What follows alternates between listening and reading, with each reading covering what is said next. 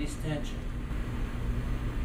And you remember what he said, that there is none who is righteous, you're all in the same predicament, we all need grace equally, and so on. That was his approach. Now, if the Apostle Paul had our mentality of leadership, you know what he would have done writing to Rome?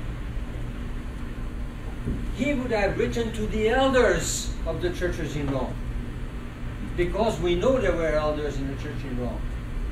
And he would have said, you people get on the ball. Are you asleep at the wheel? What are you doing? All those problems are going on. Get in there and take hold of the situation and resolve it. Impose your solution. Are you leaders or not? Where is a mention of elders or deacons in the epistle to the Romans? Ransack the epistle, it's not there. There is no appeal for a leadership to take over the situation. Corinth. Church in Corinth. Problems in the church in Corinth? Yes or no? Name it. They had it. And then they had some you cannot name. Now, does Paul ever, in the epistle, in the Corinthian correspondence, does he ever go to those leaders and say, you guys step in there, grab the bull by the horns, and fix it, impose your solution? Instead, what does he say? When you're all assembled together. But couldn't that be a reflection of his dominance as a single leader over those particular churches? But Paul believed in the local church. He believed in the local church economy. He believed in the governance of the local church. He was just one individual. He couldn't be all over the place. All he could do is establish the church and then go on and provide guidance, knowing that he was himself expendable.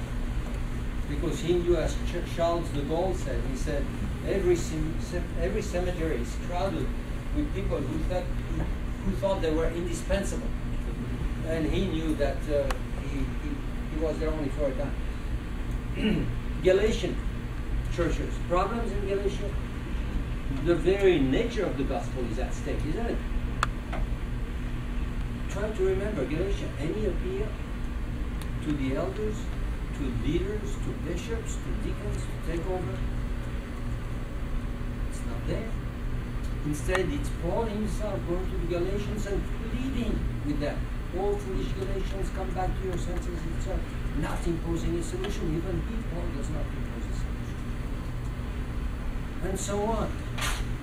Now, it's interesting that you mentioned the epistle to Philippians, because Philippians is the one letter where he mentions elders and deacons, and it's the letter where there is no problem to speak of.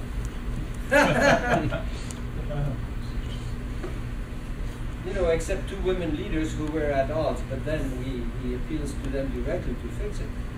Do you want to talk about gender?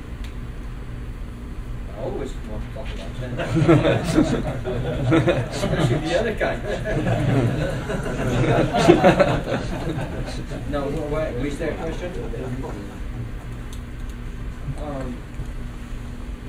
No, let's go to your question. I think it had to do with how to affect change in a static situation or something like that. Well,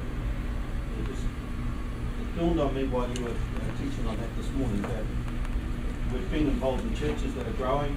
You have, and it obviously grows with new people coming into the church. As elders, for whatever reason, need to be increased or elders go off, it's very tempting to look back to the original core of eldership and say, so-and-so, depending on how your style of getting new elders on, so that the vision for the church doesn't die and we keep And attitudinal conservatism. Authentic leadership. What did I say? Anybody? It comes out of Progressive mindset. Progressive mindset, yes.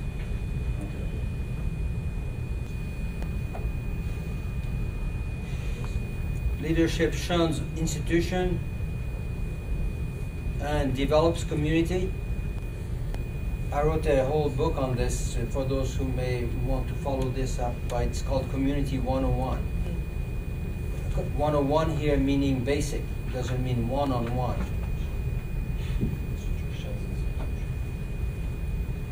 Leadership shuns regression and is always progressive.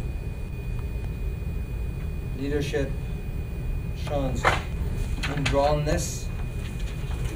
What was that word? Indrawnness, close upon oneself, and is always outreaching.